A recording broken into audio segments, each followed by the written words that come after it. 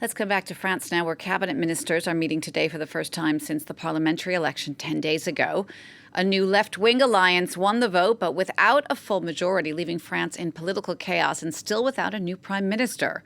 Current centrist Prime Minister Gabriel Attal will very likely hand in his resignation again today, but even if that is accepted, he could stay on to manage affairs until a successor is named.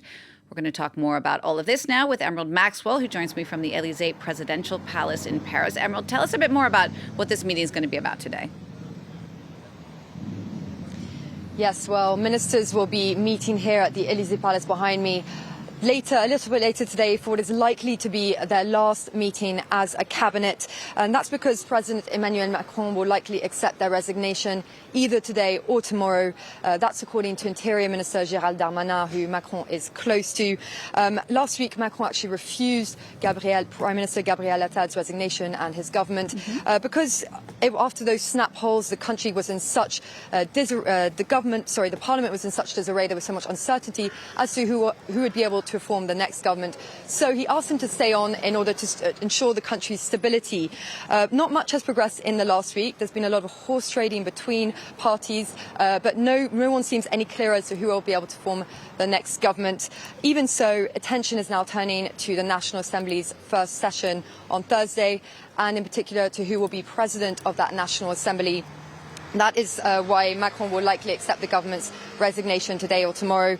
The cabinet will then stay on, though, in a caretaker capacity because it is likely to take time, perhaps months, in order to form a new team. And in the meantime, they will manage day-to-day affairs, particularly in that crucial time in the run-up and over the Olympics. But they will have much reduced powers, only, for instance, able to take measures that are already provided for by existing laws. So, Emerald, as you said, that next key date is going to be Thursday, July 18th, when the National Assembly will meet for the first time. It'll vote for its new president. I imagine that adds a whole new layer of negotiation there. Well, yes. So in the absence of a government and also with a weakened president, the president or speaker of the National Assembly, that role actually takes on more importance. And that is why all the parties are now scrambling to get their preferred candidate in place. That it's the person who gets to decide on the Parliament's agenda. Macron's government ministers, who are also MPs, want to be able to vote in the National Assembly. They can only do that when they are no longer government ministers, hence the rush now to resign. They also want to try and build a coalition to build ties in the Assembly in order to be able to form the next government, to be able to continue to govern, and also to get one of their team into that position of Speaker.